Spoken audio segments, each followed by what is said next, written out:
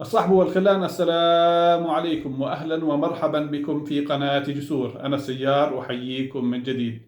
كلكم ربما سمع عن الأحداث السورية أو الأحداث التي حدثت في الساحل السوري من أحداث مؤسفة، بل من محاولة انقلاب على النظام السوري الجديد وعلى الدولة السورية الجديدة، حيث حاول المئات من العناصر أن ينقلبوا وقتلوا مع شديد الأسف المئات من المدنيين ومن عناصر الأمن.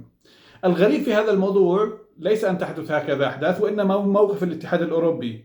الاتحاد الأوروبي أصدر موقفا أو أصدر بيانا حقيقة غريب وعجيب، لدرجة أنه حمل المسؤولية لفلول النظام السابق، ودعا إلى تحقيق الاستقرار، ودعا إلى سوريا مزدهرة، ورفض أي تدخل أجنبي. طبعا هذا القرار متفق عليه، بمعنى كل دول الاتحاد الأوروبية متفق عليه.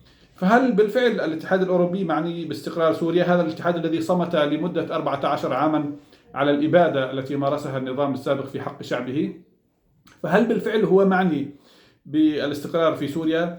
وهل هو معني أو نسي بالفعل سابق هيئة تحرير الشام التي كان يقودها أحمد شرع والجولاني؟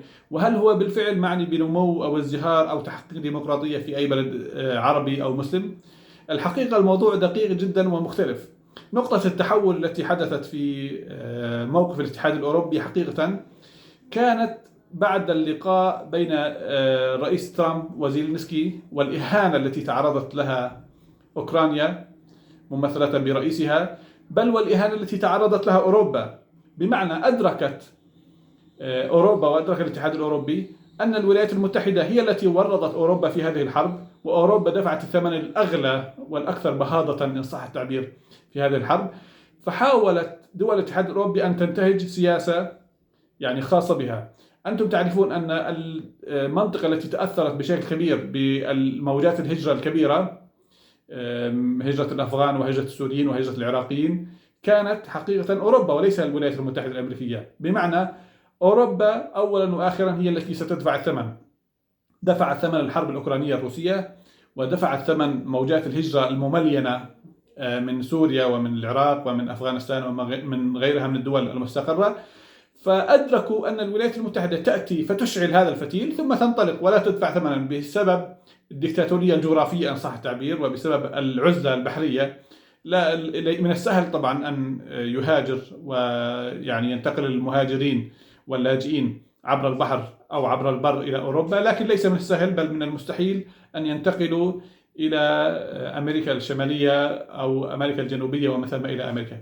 فبالتالي أعتقد أن الاتحاد الأوروبي حاول تطوير سياسته الخاصة، لأنه على مدار نحو 70-80 سنة كان الاتحاد الأوروبي يسبح في فلك الولايات المتحدة، وحتى لدرجة أن هناك نوع من التوحد، بمعنى قرار أوروبا هو بالضرورة قرار الولايات المتحدة.